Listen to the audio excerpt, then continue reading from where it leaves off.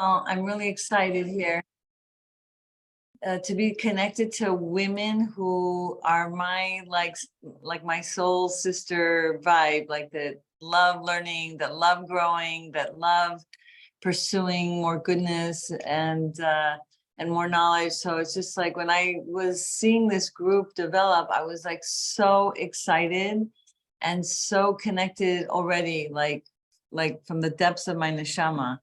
And it's just amazing. It's just heartwarming. It's Suzette actually has been such a incredible team member to help bring more knowledge and more incredible insights into the world in her own beautiful way, that she's just like a godsend. Like, so I'm happy also that you have her and that this group has gotten together every week for so long. And a little bit about me. I mean, honestly, there was a point where I was medically not well, and my husband, who ran to the rabbi and asked for guidance of what medical route we should take. And so he invited my husband to go to the Ohel, and my husband went to the Ohel for prayers. And at the Ohel, the rabbi said, let's open the Igris.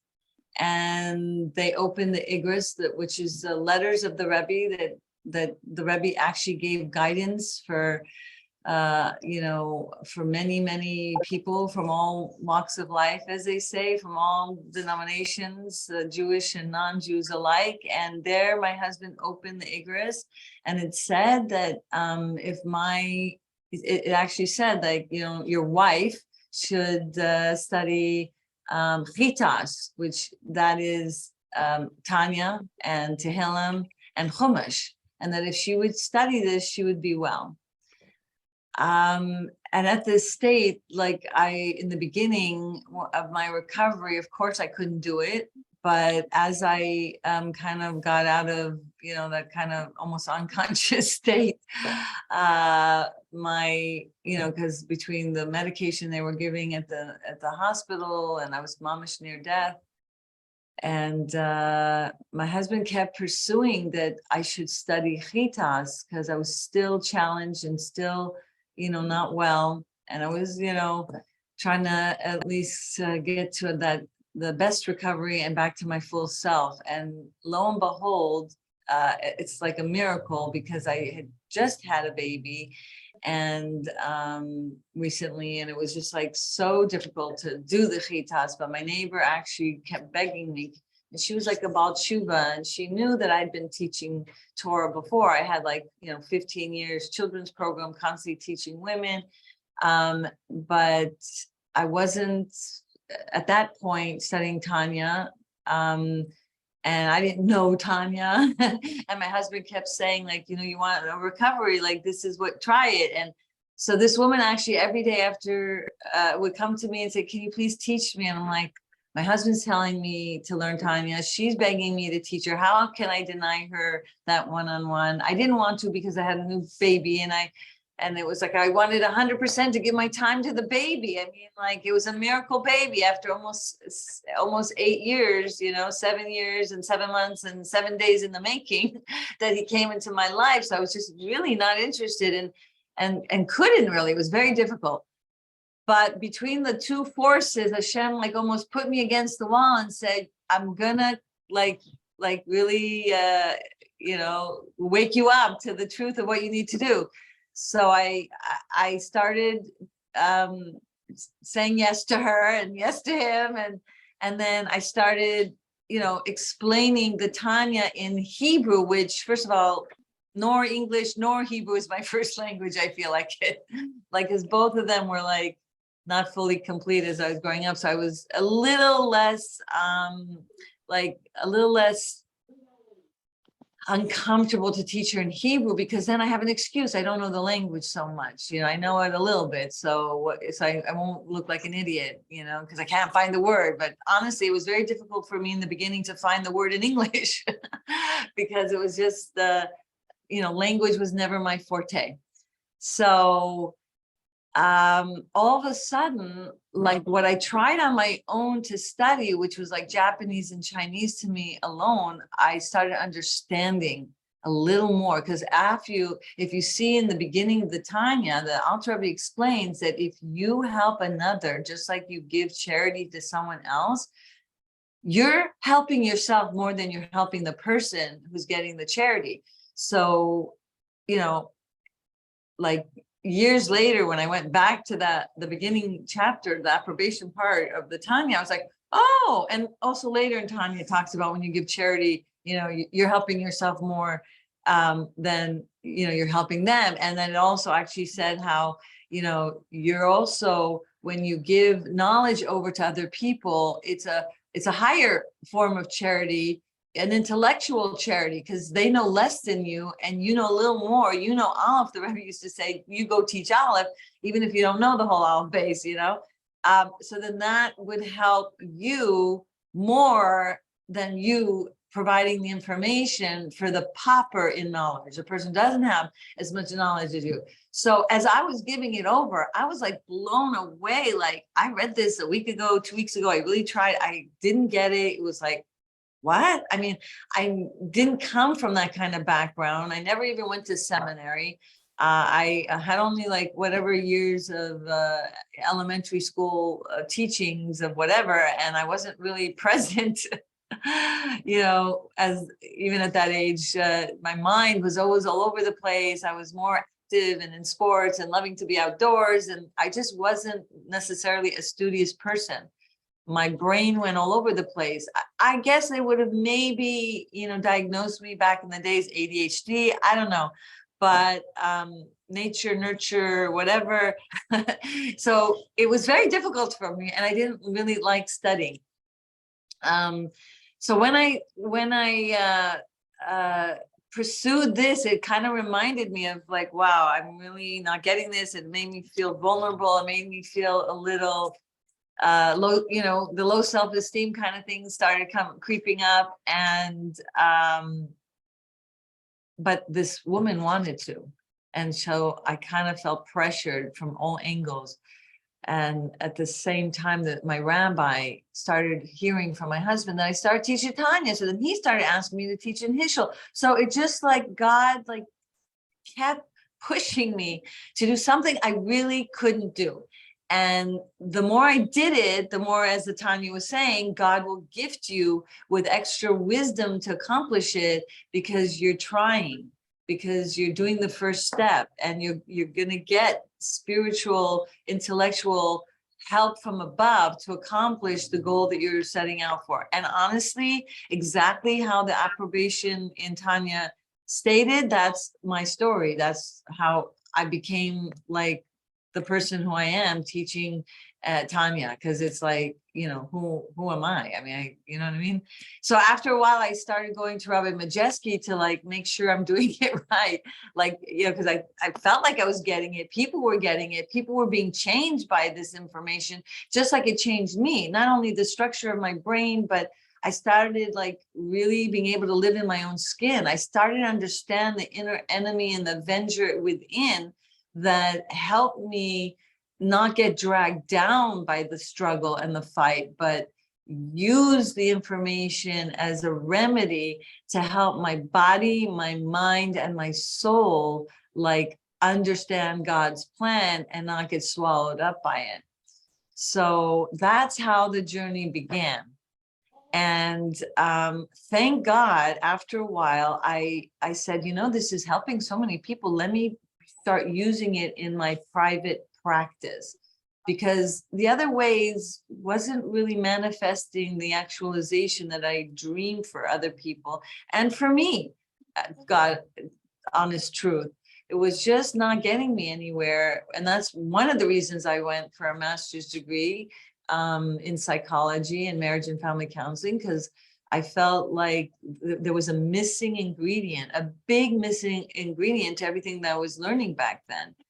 And so I started implementing the Torah's perspective that's, listed in the Tanya, of what could be done from God's perspective to be able to, not only develop, a greater sense of being and coping mechanisms to deal with, the lack of emotional mastery or the lack of progress in, actualizing, the person and the traits that I wanted for myself. I started seeing that transformation in me and started also seeing the duplication of that when I started using it in my therapy room. And so then I started seeing such amazing results in the people that I was working with. Like I was working with for this organization called Sparks, and that's why I was introduced to Dr. Twersky, Dr. Avram Twersky, and I was also, working in different organizations, and they started seeing the results of the people that I was working with. And I decided that since I'm only one therapist, I needed to start, giving it over to therapists so they can do the secret ingredient of the Torah way of, healing mind, body, and soul. And Baruch Hashem, that's how I met Suzette. She also wanted to, learn this and give it over to others in this way. And can't thank her enough that she started this group. I can't thank her enough for, being one of the pioneers who are putting God into the therapy room and really bringing the Torah, to people who are unaware how to use it as a quote unquote modality of healing, but it's just the tree of life.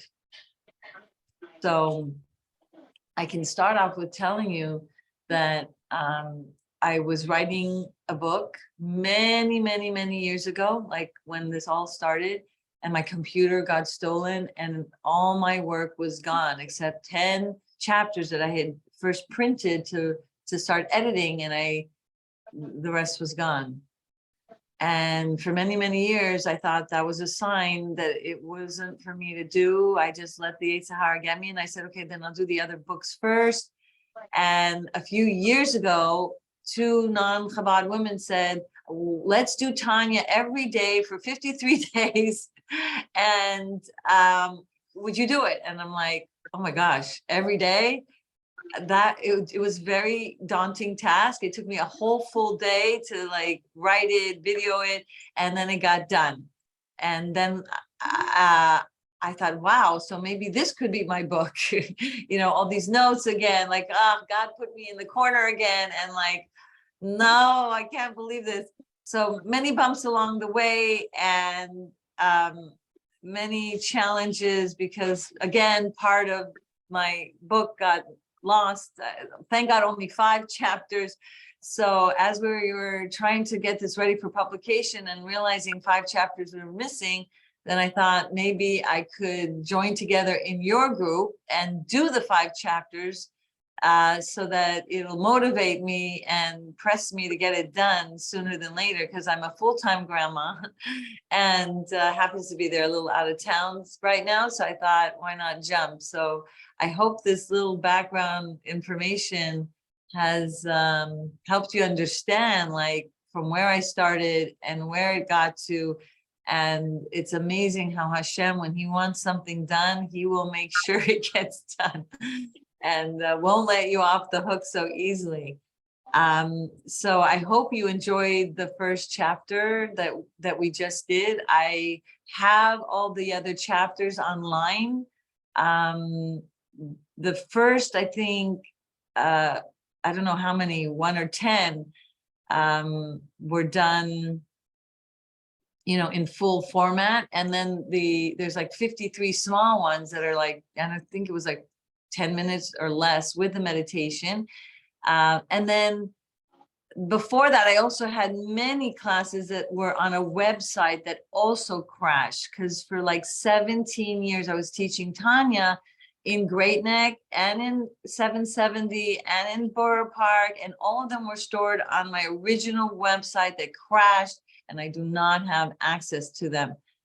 I think they're stored in heaven for sure, and one day, it'll be redeemed. But in the meantime, at least we have, what we have. So I think this class hopefully gave you a little taste of what I've already done and what's already out there to go and search for it. Those of you who were on Zoom got to hear it. And I guess if you guys decide to continue now, we could do the next chapter, or we could wait till next week because we already were on for almost an hour. So you can let me know. And nice to meet you all, finally. So maybe I'll read the chat.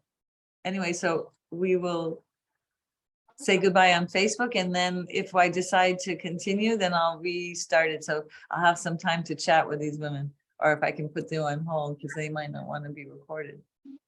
Let's see a chat.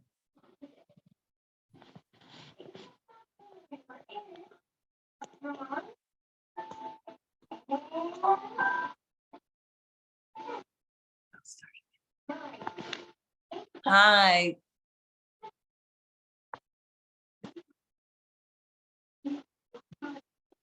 So should we start chapter? The chapter that got lost was chapter 49. And actually I read the whole chapter and I was like, wow, it's a very long chapter. So we could maybe start half today, or just do the whole thing in one shot. I would love for you to start. I'm expecting a delivery, so I have to get off when they come, which is anytime between now and the next 2 hours. So I'm on for as long as I'm free. Sure. Okay, so let's start. Even if you're the one person, and then we'll get it recorded, and then the other women, I guess, can. I'm not seeing here. Well, there are a few other women.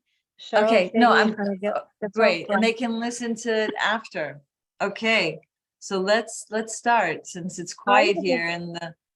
I have a 1 o'clock appointment, but I can stay on until 1. Okay, wonderful.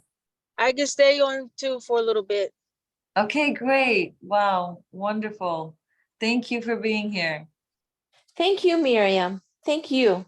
Yeah, we really appreciate your coming on and joining us. Thank you. So in chapter 49, I'll just give you a little background here of what happened in chapter 48. And this chapter changed my life. I mean, every chapter did, but like there are ones that still linger with me, like at the forefront constantly when I teach classes and when I teach,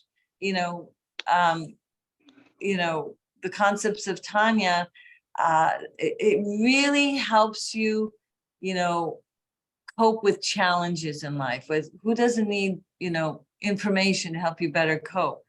And what you can benefit, hopefully today, will hopefully, like me, linger within you forever, especially when challenges come your way. So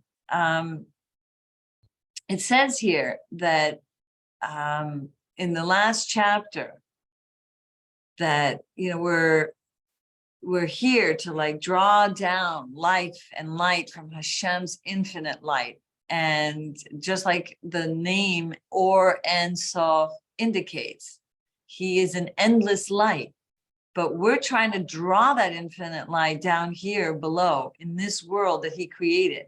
And this is one of the main purposes of our existence, is to bring goodness and kindness and all the Torah mitzvahs that we do, bring his light, his blessing, his energy into this world.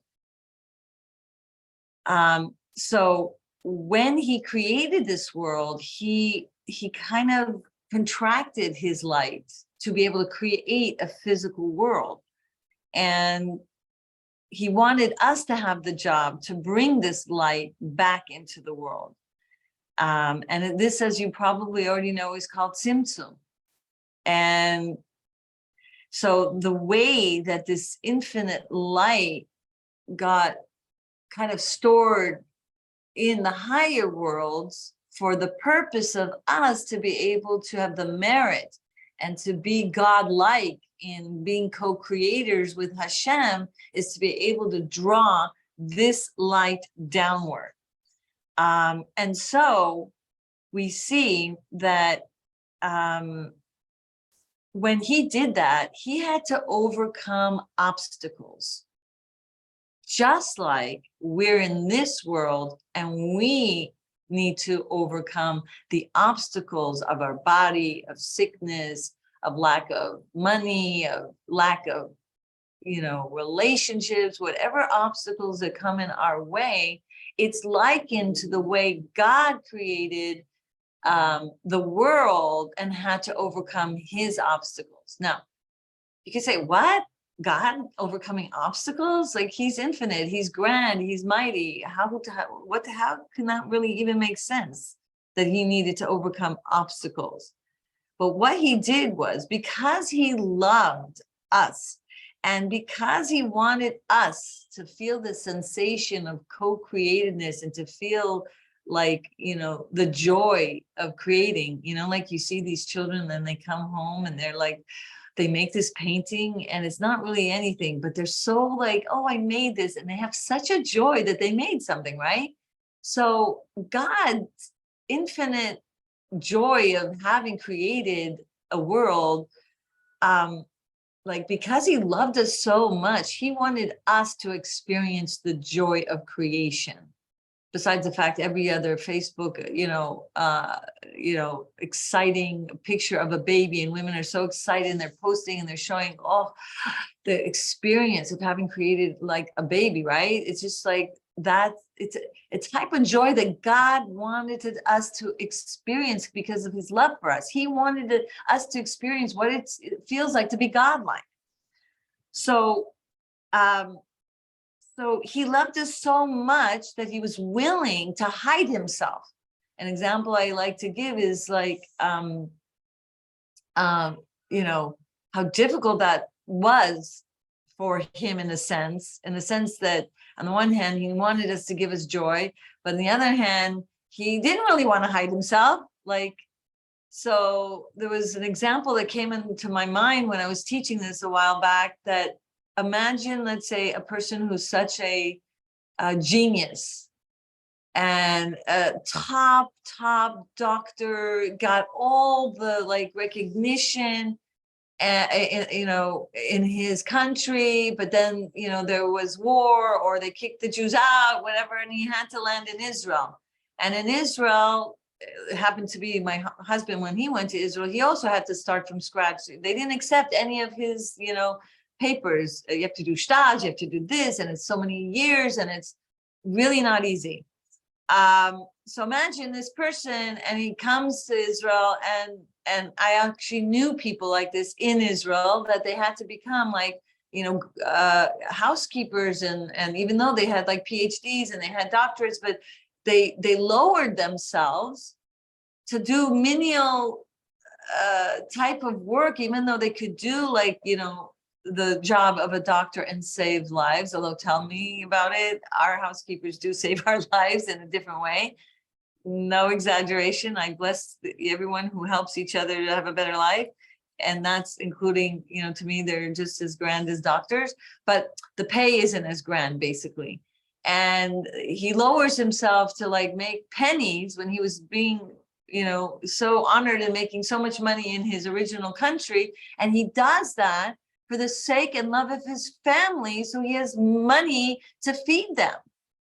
So God lowers himself in a sense by hiding himself and creating this world, because he loves us so much and he wants us to be this capable of being co-creators and drawing this light down into the world. So that's, in a sense, he blocked, let's say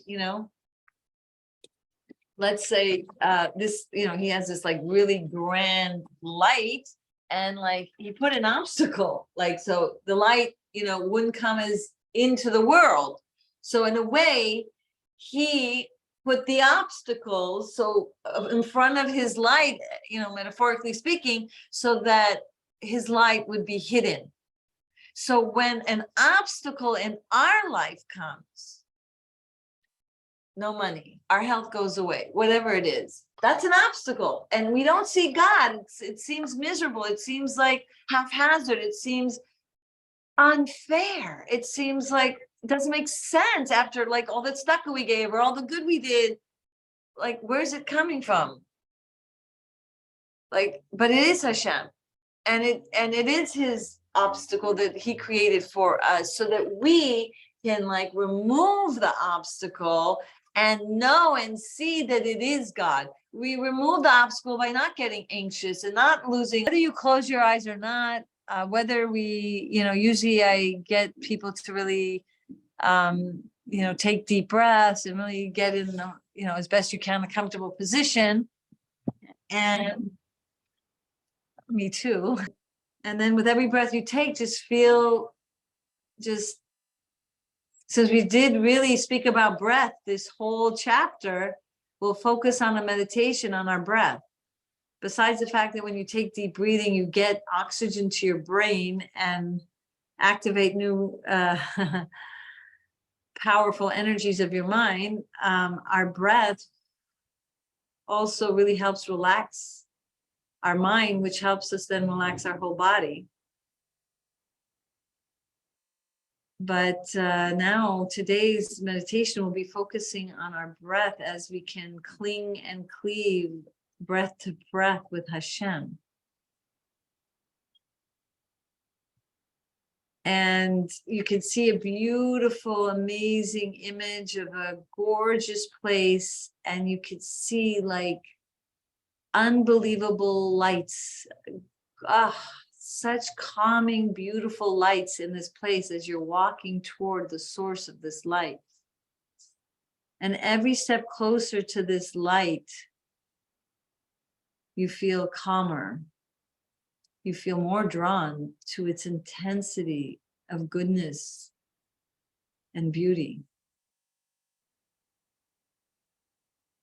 You actually get closer and closer to this incredible source of this light. And you realize that as you get closer to it, there's two sources. And that the light is emanating from two different places side by side. And you see the one closest to you, as you near it, is the light beaming off of the letters of Tefillah. And you're drawn to this light. And you realize you want this drawn inwardly to you, to your mind, to your heart, to your body. So you realize that this light comes to you when you speak the words of Tefillah. So you begin to say the words all at the same time, thinking about what the words mean. What does the message of why you're saying these words mean? What spiritual gains, what elevation, what experiential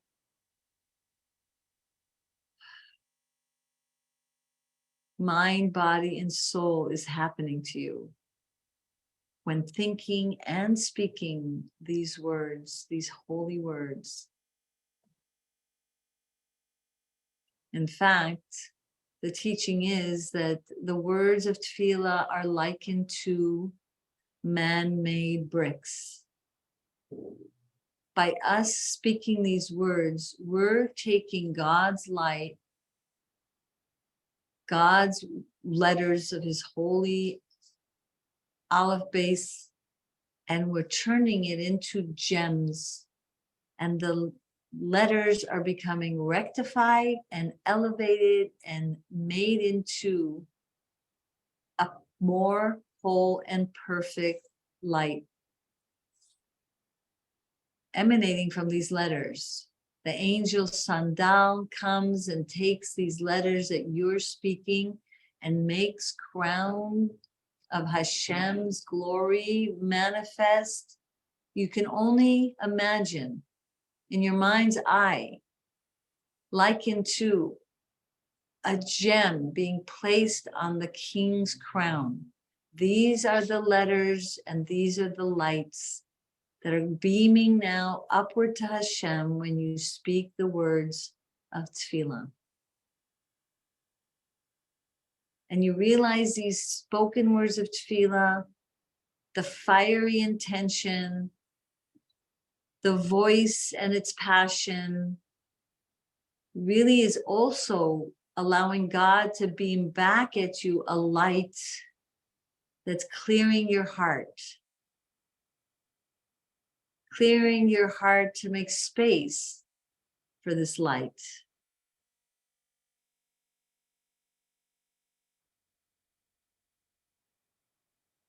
You realize that now, because of your words of tefillah, because of your meditations and your thought processes of what is going on in your mind and your heart and your animal soul and your Yetzer Hara, all these things are being affected by the words and by the meditation of this tefillah, by persuasion, by logic and rational thinking. You're affecting this light to really banish not only the darkness, but to really create the space, what's needed next. Then, after you see yourself reaching the pinnacle of prayers, when you reach the last prayer of Midah, it's like you did your part, and now God is drawing down this light and doing his part, where your speech is not as needed. The still small voice of your neshama is attaching itself to Hashem in a way that's beyond this world, beyond needing to really speak the words. And so that's why you're saying the Amidah silently, creating the space and the vessel to be able to manifest godly light in a whole different way. And that's why Oseh Shalom, when you go back and you realize that to make peace, sometimes you just really have to be quiet. There is a time to speak and there's a time to be quiet.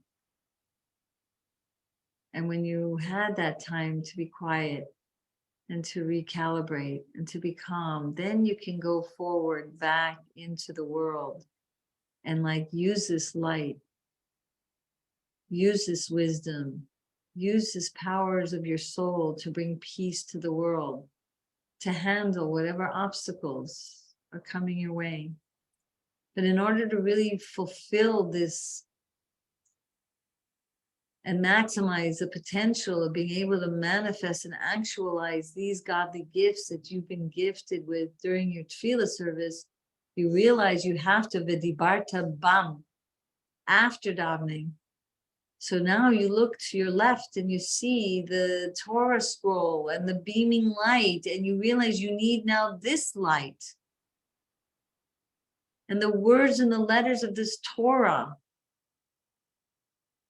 as the Rebbe Rashab in Kuntrus Avodah says, tefillah is like the bricks, but words of Torah are God's words. These letters don't need rectification.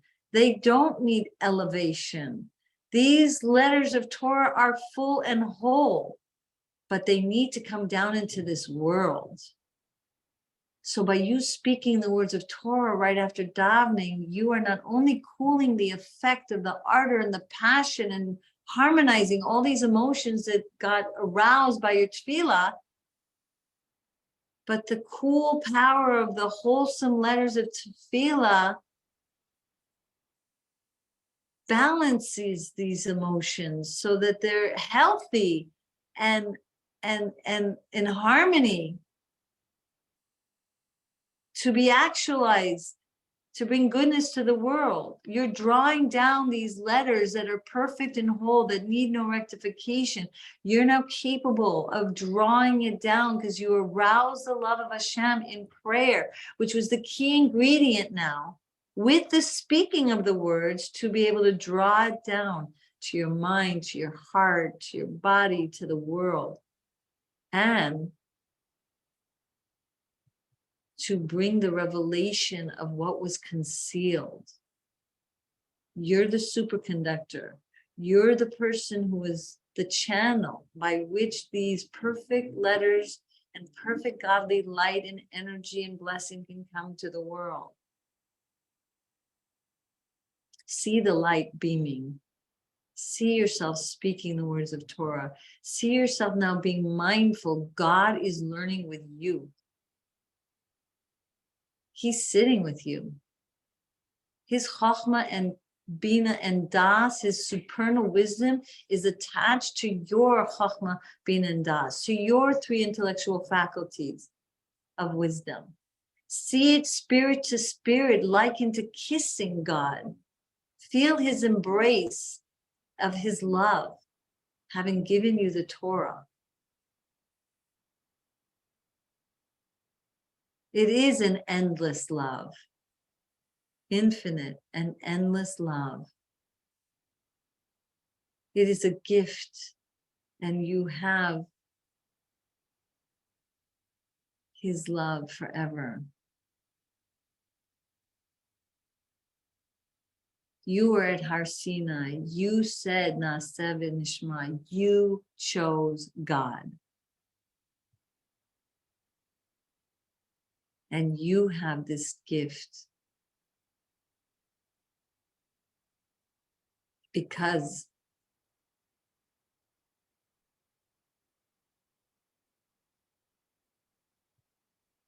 of your effort today. You're continuing the dynasty, the legacy, the chain, link by link, of all of the amazing emanations of what was back then coming down now. And for what reason? Not just to ignite a happy, holy feeling of dvekus and union with Hashem, so that you can be a walking Torah. So you can relate to the world in a whole different way, with faith, with emunah, with trust. So now, after you did your study session and you feel the absorption of this light, you just can't wait to share it with others. You see yourself walking along now and going back to reality. You're leaving this place and you're going maybe to your home, to a moment in maybe certain times in your life that you have certain obstacles and challenges. Now, from the beginning of this teaching, power, that the challenges is coming from such a revealed place of goodness, greater than even the revealed good. Now you have your mind set to really seek and see God in this event and remove the obstacles with your mind's powerful, greater appreciation now for the benefits of this challenge, for the chance to show your love to Hashem, for the chance to say, peekaboo, I see you, and I'm not going to let this challenge break me. I'm going to let it make me. And see yourself now responding with equilibrium, with a harmony of your mind, mastering all kinds of the emotions that usually used to take its place, maybe. But now you're capable of reaching new heights and dealing with this situation. Because the obstacle is not an obstacle anymore. Because you see the truth. It's Hashem's gift to help you reach new heights, to be God-like, to show your faith, to show your love of Hashem. And you're so happy. You're so happy that you have now the truth, at least in this vision, so that it could triculate downward into the next situation that could happen in reality. God forbid. If it does.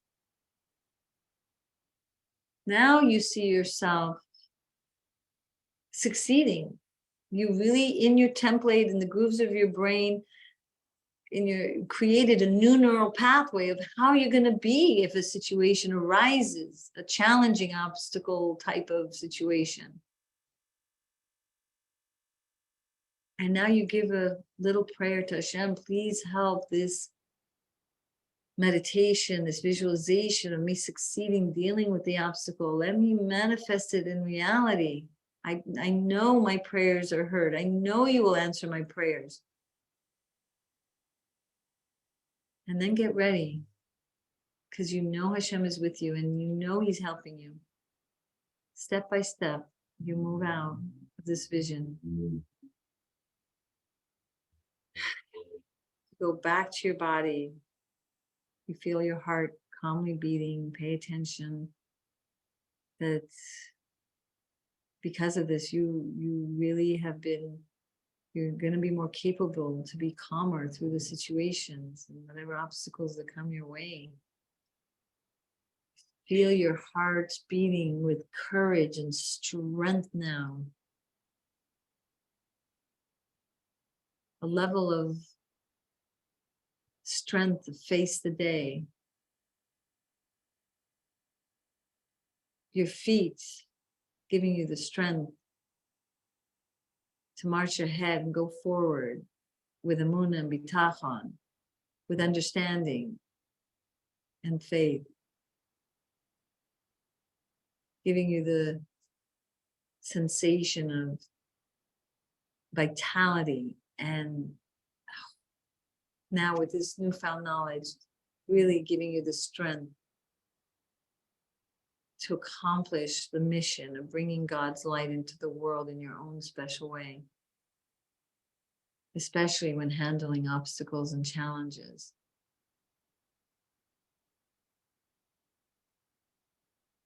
Feel your back giving you the fortitude, because you know that God has your back.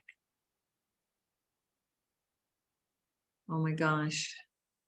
He's giving you the angel Raphael to give you the strength. He's giving you the angel Gabriel. He's giving you the angel Uriel, and he's giving you the angel Michael. Like, all these angels are around you, giving you the strength to really accomplish your deed. The angel Uriel gives you insights and wisdom. The angel Gabriel gives you strength. The angel Michael gives you the power to see the good and good in your life. And of course, the angel Raphael helps heal you so that you can really accomplish what you need to accomplish. You really feel the sensation of a strong back, because spiritually speaking, God has your back. And you begin to feel your face and the illumination now that you experience from this visualization and meditation.